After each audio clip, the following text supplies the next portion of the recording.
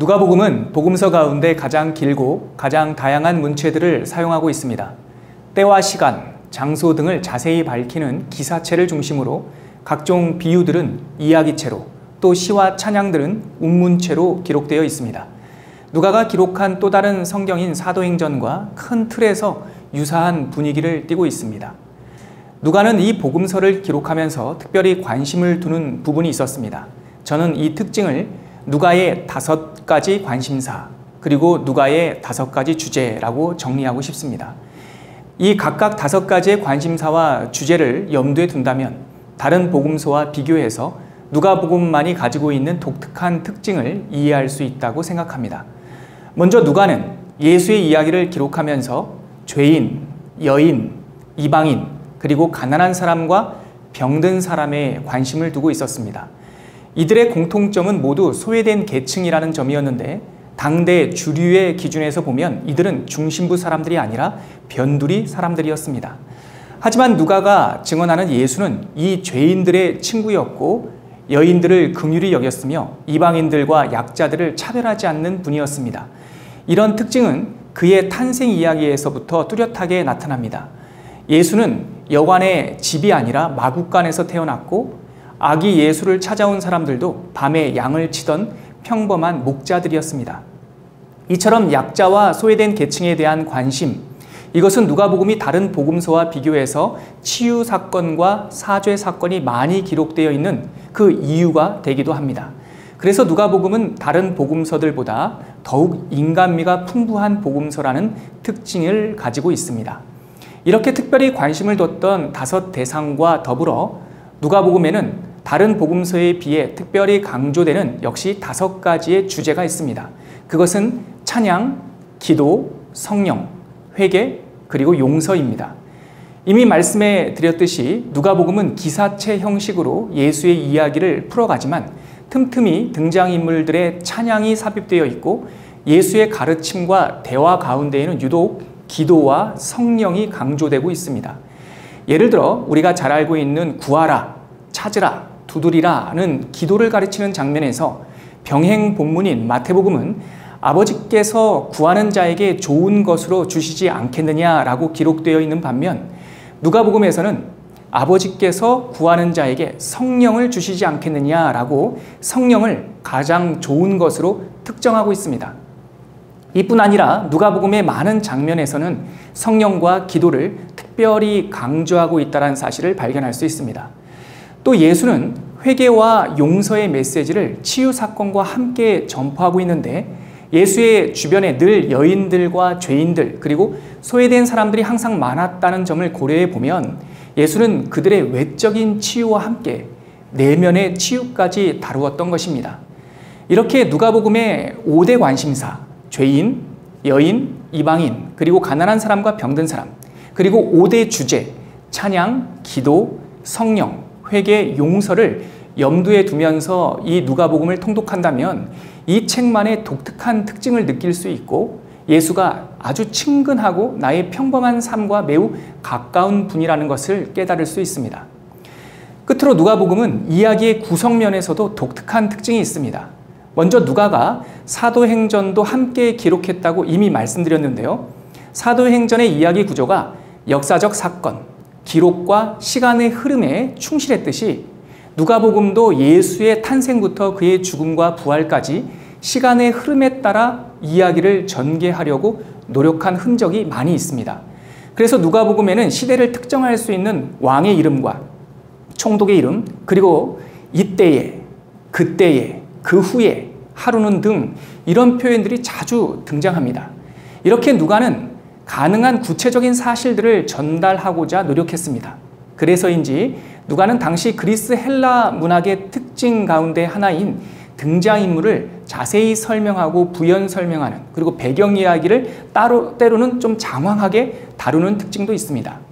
예를 들어 예수의 탄생 이야기에서 세례 요한의 이야기가 길게 나오는 것이나 그때의 정치적 상황에 대한 설명, 그리고 특히 공생의 마지막 해에 나사렛에서 예루살렘으로 여행하는 그 여행길을 아주 매우 길고 자세히 다루는 것이 누가복음만의 구성적인 특징입니다. 이 내용들은 대부분 누가복음에만 담겨 있는 고유한 본문들이죠. 이런 구성적 특징들을 마태, 마가복음 때도 살펴봤던 복음서의 일반적인 서사 구조 7마디에 대입해 보면 유독 세례 요한의 출생 이야기가 길게 기록된 서막 부분과 갈릴리에서 예루살렘으로 향하는 마지막 여행기를 담고 있는 후기 사역 부분이 많은 분량을 차지하고 있다는 점을 우리가 확인할 수 있습니다. 지난 시간에 다룬 마가복음의 구성표와 비교해서 보시면 마가복음에서 단 한 줄로 다루었던 이 서막 부분이 있죠. 이것이 누가복음에서는 132절로 길게 기록되어 있습니다.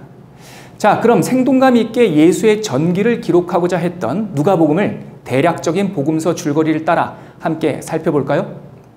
이제 누가복음의 줄거리 가운데 먼저 복음서 줄거리 7마디, 그 가운데서 첫 번째는 복음의 서막입니다. 앞에 보여드린 표에서도 정리되어 있듯이 예수의 탄생을 알리는 서막 부분이 누가복음은 1장과 2장, 2장에 걸쳐서 자세히 기록되어 있습니다. 가브리엘 천사의 수태고지나 탄생 이야기가 자세히 기록되기도 하지만 특히 이 부분에서 세례 요한의 출생 스토리까지 더불어 기록되어 있어 예수의 탄생 배경이 마치 전기문처럼 구체적으로 기록되어 있습니다.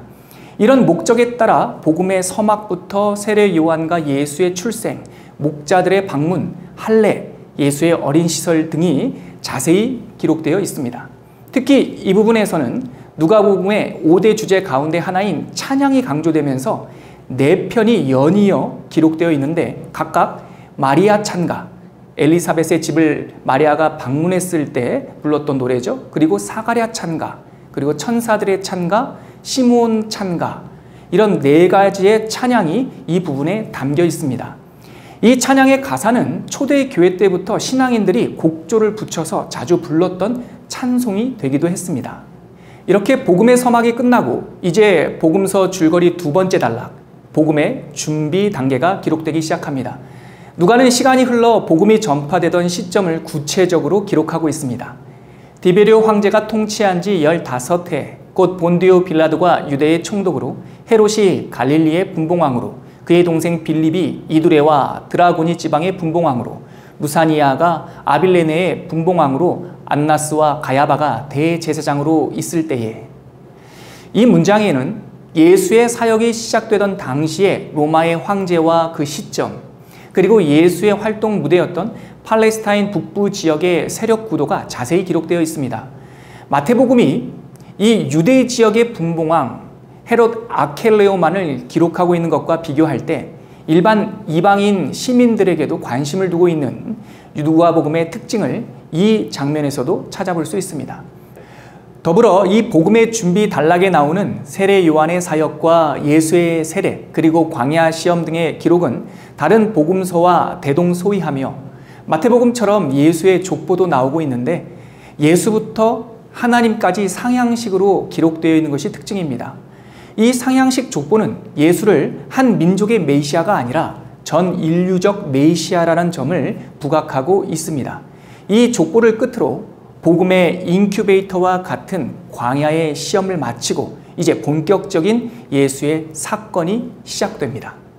갈릴리에서부터 시작되는 예수의 초기 사역은 다른 복음서의 내용과 대동소이합니다. 이 복음서 줄거리 3번째 단락에서 누가복음만의 특징이 있다면 다른 복음서들에 비해 짧게 요약되고 있다는 점입니다.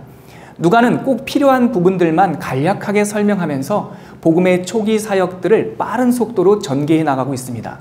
이런 속도감 있는 전개 가운데서도 누가는 예수께서 가버나움 회당에서 메시아와 그의 구원 사역에 대한 그 예언, 이사야의 예언을 읽은 후 이 글이 오늘 너희 귀에 응답되었다라고 선언한 일을 매우 비중 있게 다루고 있습니다. 즉 예수의 사건의 의미를 시작부터 정확하게 선포하고 있는 것입니다. 초기 활동부터 예수 사건의 의미와 메시아의 시대가 도래했음을 분명히 밝히고 있지만 사람들은 예수를 받아들이지 않았습니다. 이 갈등과 간극이 예수의 공생의 내내 평행선을 달리고 있습니다. 하지만 예수는 곳곳에 다니며 복음 메시지를 가르쳤고 하나님의 나라를 전파했으며 병든 자들을 고쳤습니다. 이런 예수의 활동은 복음이 어두운 세상 곳곳에 스며드는 복음의 확장을 의미하는 것이었습니다.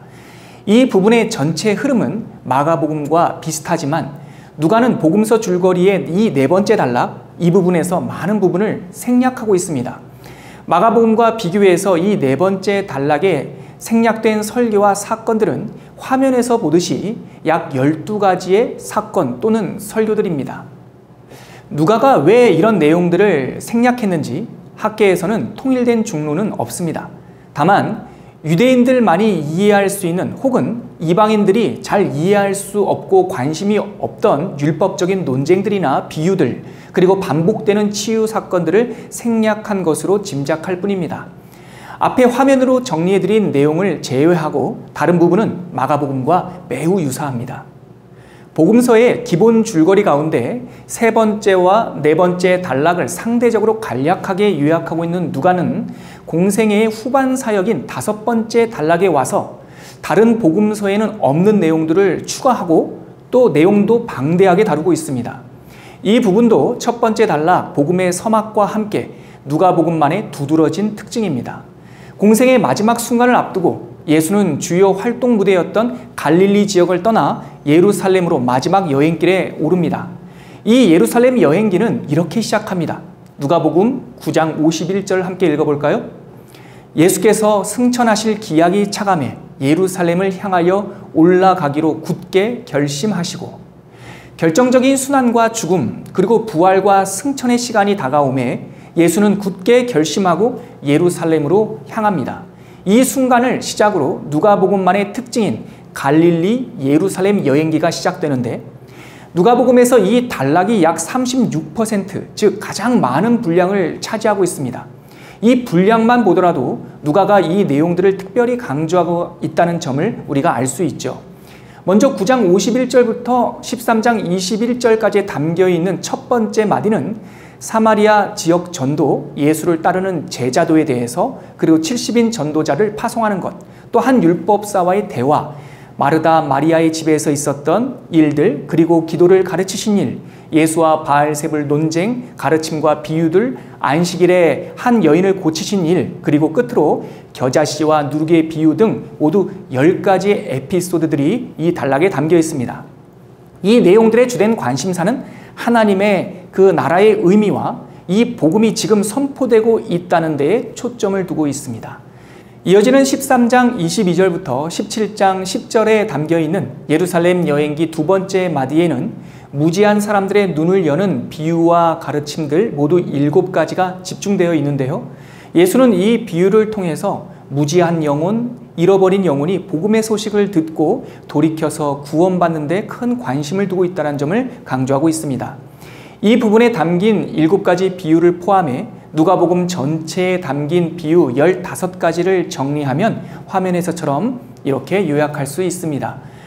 주어진 밭을 갈지만 공로를 주장할 수 없는 종들의 비유를 마치고, 누가복음은 예수께서 예루살렘으로 가실 때에 라는 구절로 세 번째 여행기 마디를 시작합니다.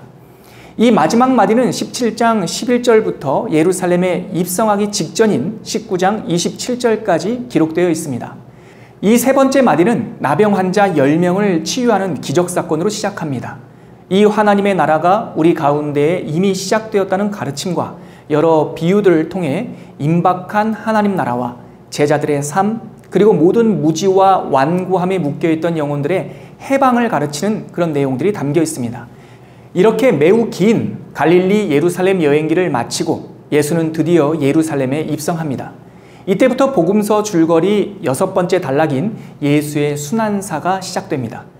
예수의 순환사는 다른 복음서들과도 대동소이하는데, 특히 이 부분에서 누가복음만의 특징을 꼽는다면 입성, 성전설교, 종말설교, 최후의 만찬, 비탄기도, 체포, 죽음, 이렇게 7장면으로 전개되는 일반적인 순환 이야기 위에 누가만이 예수께서 예루살렘을 보고 울었다거나 베드로의 칼에 귀가 잘린 대제사장의 종의 귀를 예수께서 치유하시는 장면을 특별히 삽입하고 있습니다. 이를 통해서 매우 친근하고 죄인들까지 긍휼히 여기시는 예수의 모습과 그의 성정을 우리들에게 보여주고 있습니다. 순환을 당하시고 십자가의 죽음을 겪은 예수는 금요일 장례가 있었고, 죽음 이후 부활에 대한 기록은 다른 복음서들과 매우 비슷한 전개를 담고 있습니다. 하지만 누가는 다른 복음서에는 다루지 않는 장면들, 예를 들면 엠마오로 가는 두 제자에게 나타나신 일이나 제자들에게 나타나서 손과 발을 보이시고 또한 그 제자들과 함께 생선을 드시는 장면, 그리고 예수의 마지막 당부 말씀과 구체적인 승천 모습 등을 추가적으로 기록하고 있습니다. 마태와 마가복음과 비교해서 누가복음은 예수의 부활과 승천 장면을 비교적 자세히 기록하고 있죠. 특히 내 아버지께서 약속하신 것을 너희에게 보내리니 너희는 위로부터 능력으로 입혀질 때까지 이 성에 머물라는 이 특별한 당부가 누가복음에는 기록되어 있는데, 이 당부는 곧 이어질 사도행전의 시작과 오순절 성령 강림 사건을 암시하고 있는 것이었습니다. 만약 여러분이 성경을 통독하고 있다면 누가복음 이후 자연스럽게 사도행전으로 넘어가 보시죠. 교회의 탄생과 예수복음이 땅끝까지 전파되는 이야기를 누가복음과 사도행전의 연속성 가운데 목격할 수 있습니다.